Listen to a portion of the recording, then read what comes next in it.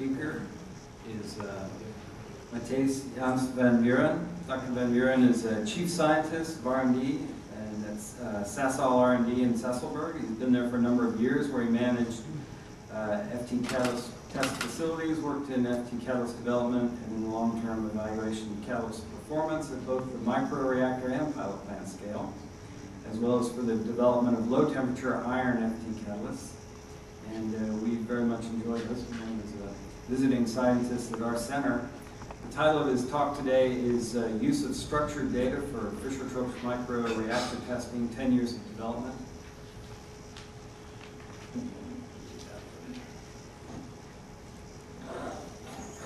Okay, thanks for the introduction, and thanks for the opportunity to speak at this convention. And Bert, congratulations again. I want to just look back a little bit into all the data that we gather around a microreactor. So this talk has nothing to do with the catalyst itself, but what happens to the data, what happens to the reactor, and how we manage all of that. But we said a lot about history, and I think we need to start with a little bit of history. I joined Fischer-Tropsch in 2001, and then this project was happening in Sasselberg, and the goal of the project was to generate the Fischer-Tropsch catalyst and to target olefin and alcohol production. I joined the project about 6 months before we shelved it, and I learned a lot of lessons during that time. The reason I want to share it is we evaluated about 170 catalysts during that 3 years. We generated about 3,000 data sets, but there was quite a few problems. The focus during the project changed. There was a lot of learnings implemented in the project, and all the data ended up in spreadsheets. So just imagine that amount of data sitting in spreadsheets that change every time. What do you do with the data?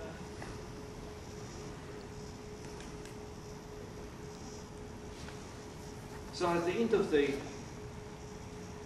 project, we sat with all of that data, 400 spreadsheets, and it was totally useless. It's just impossible to use that data.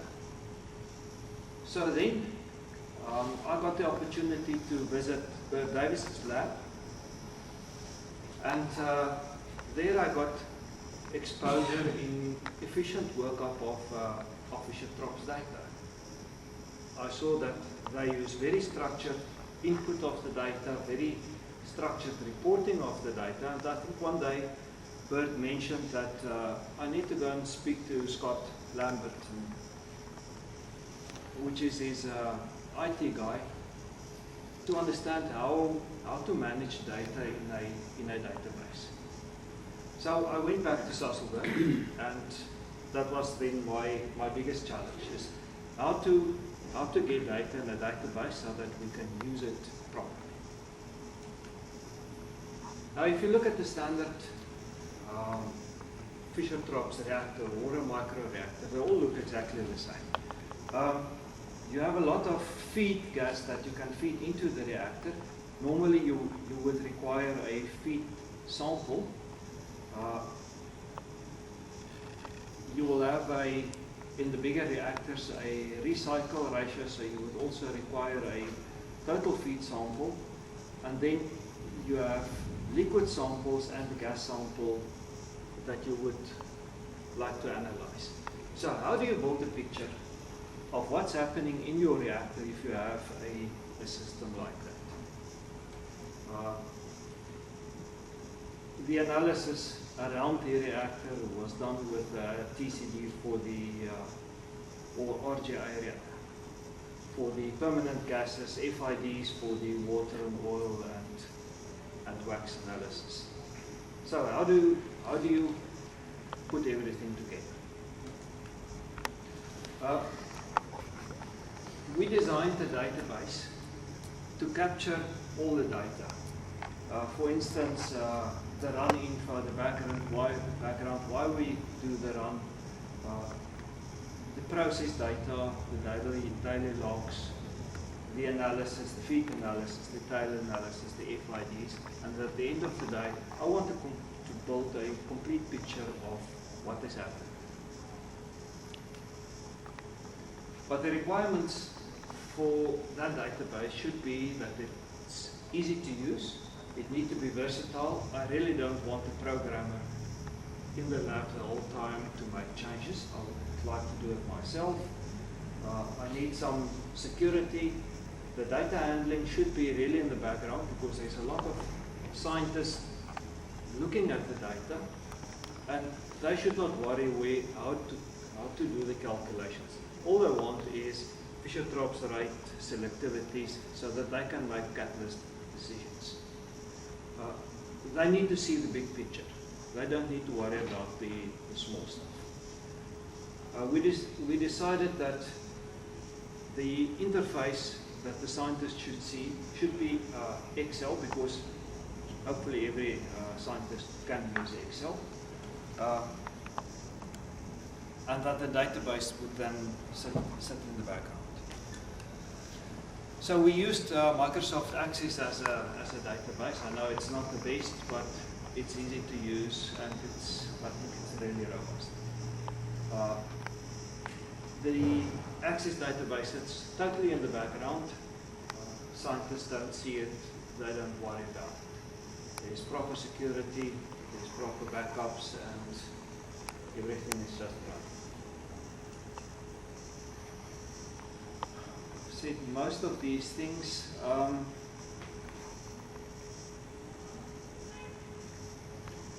The calculations that we use in the database. We said that everything needs to be visible. So don't hide any calculations in Access. Make sure that everything happens in Excel, but make sure that VBA code just communicate with the database. So that you don't need to worry, but it's visible for everyone to see. A few things that we also decided on was not to do a mass balance reconciliation, as if there's a problem with data, I would really like the operator of the reactor to fix the problem, and not to have 200 or 300 days of fudge data and no one can explain afterwards what happened to the data.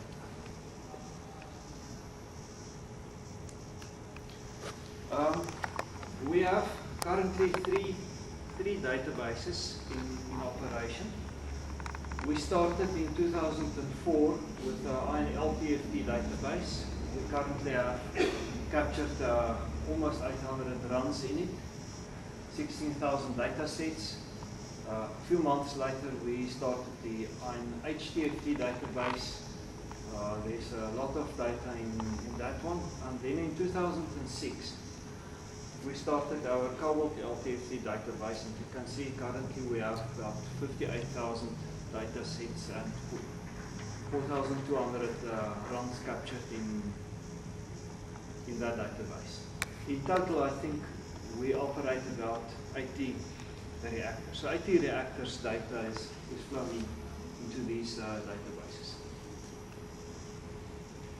If we look at our Cobalt LTFT database, this is the entries per month if we count one entry per reactor per day. And you can see there was a significant growth, and we're currently sitting at about 1,300 entries per month in the database. Now, our approach to capturing the data. As I said, we have an Access database. the operators would feed this database so with some run info, some analysis and so on, and then the scientists and the operators would then extract the data again and look at their results. But we need a little bit more information. From that we can calculate full selectivity all over the run, and I would like to present that for the scientists so that we can plot time online versus methane selectivity, or C5 plus versus C2 plus selectivity, or any data that you require. We also created a database to capture cobalt modifications, all the parameters that went into the support modifications. We have a catalyst database with more than 1,000 catalysts in it, and you can see that this catalyst, the catalyst and the support database, is now linked to the Fischer-Tropsch database. So we have a link between the parameter on how the catalyst was made versus the performance and the selectivities at the end. But you can do a little bit more. You've seen that we are using about 80 reactors. So I would really like to see what's the productivity of those reactors. Are they running? What's the breakages? Do we have enough people? And we created another database that also feeds into the selectivity database so that we can see the big picture. But if you have data, you would like to improve on the data. So it would be really nice to chop off all the bad data and look at just the good ones. So we chopped off the bad data, and this is now for a water balance. Chopped off the bad data on that side and on that side, and show the operator of the reactor if his data is failing or passing all the tests that we built in. As soon as you give an operator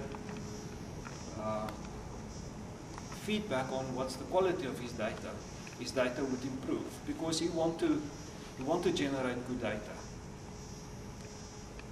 And then after that, give people recognition.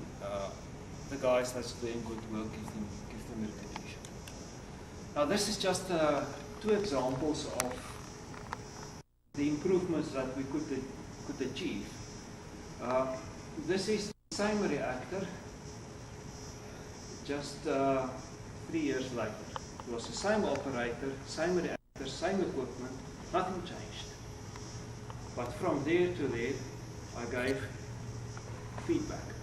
So the guy would see, okay, my data, there's a problem with the data, I can change it, and suddenly his data is looking a lot better. We can use this data. That data has a lot of scattering. And then a year later, everyone in the lab's data looked like that. So just giving people feedback, let them see what data they generate, they will generate better data. If we look at the percentage of data that passed those tests, of course when we implemented the test, and you can clearly see about 40% of the data that we generate was really of a quality. As soon as we implemented the test, that down to about 75%. Significant improvement in the amount of value we get out of data. That was all. During that time, look at the amount of data that we generate. So we forced the people to work a lot harder, generate a lot more data, and they generated a lot.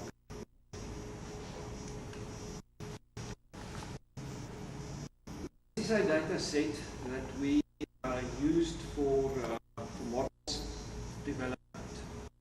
So, a lot of data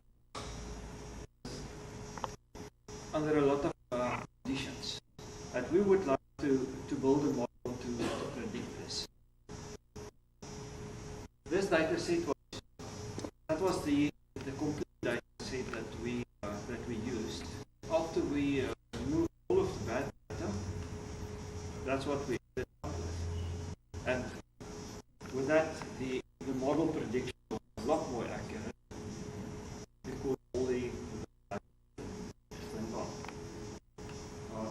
Exactly the same for selectivity. I just normalized the selectivity model.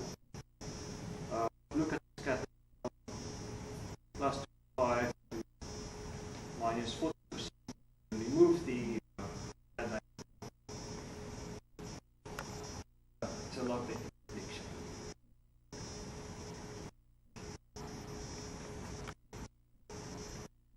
So why is it that we generate quality data? I think we all strive for and if we can increase the methane activity by 1%,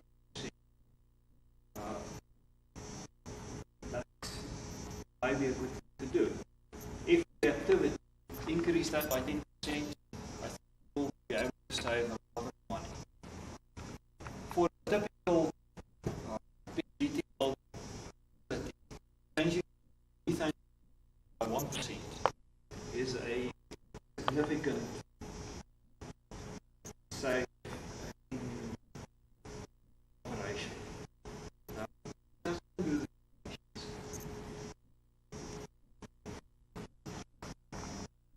If all of that data, you can start to look at the productivity of the reactors.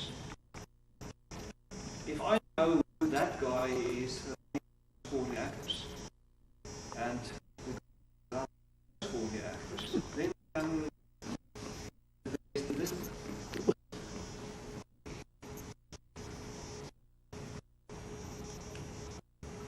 I can also see that is generating a lot more data than the guy there.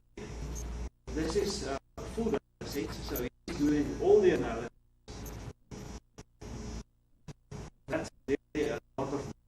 So I can start to balance people's work if I have data. Also see packages of reactors. Why is the reactor not running? Instance, we identified that stirrers, and this is now CSTR stirrers, we could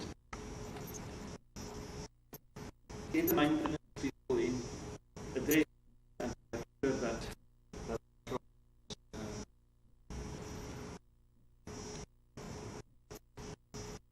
also use the data to look at the analysis. This is the amount of analysis per month. You can clearly see that the guys are doing about 250 analysis. To see, can one person do that work? Start to see very nice trends. If the data set in a spreadsheet, that's not possible. So I would end with that question. What happened to your data?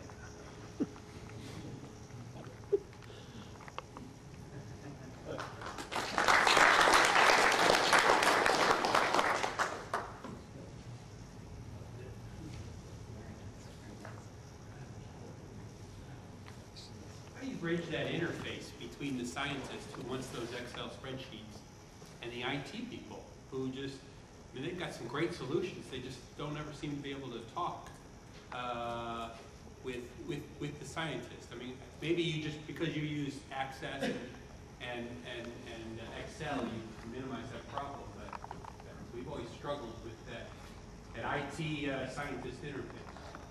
That's difficult. What we do is I'm a scientist and I'm running the reactors. And all of this development I did myself. So there's no IT guy.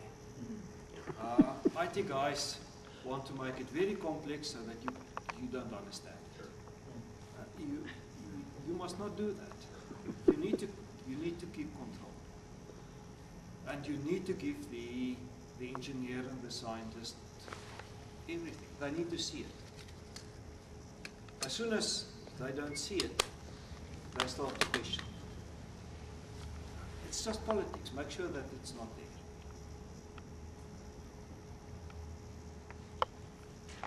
Any other questions? Yes. How did you close the gap? Okay, you have the data and they show some trends, and then you go back to the experiment and you show better quality experimental data.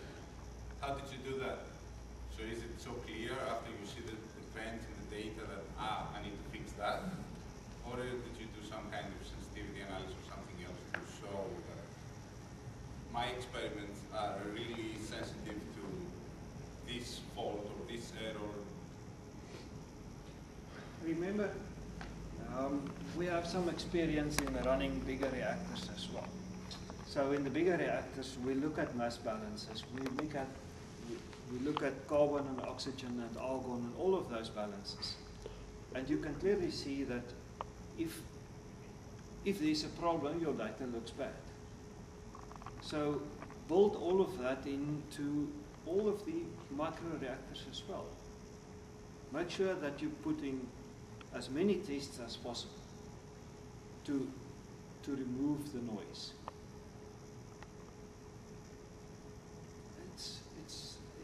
It's tough, but you need to do it. Otherwise, you will have data with a lot of noise, and you cannot really derive anything from it.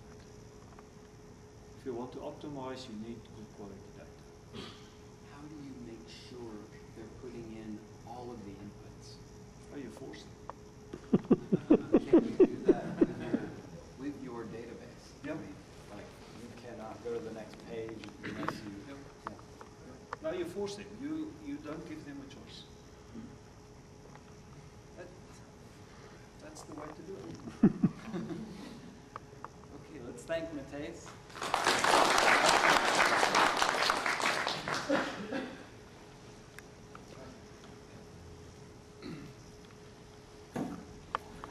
Okay, closing out the session today is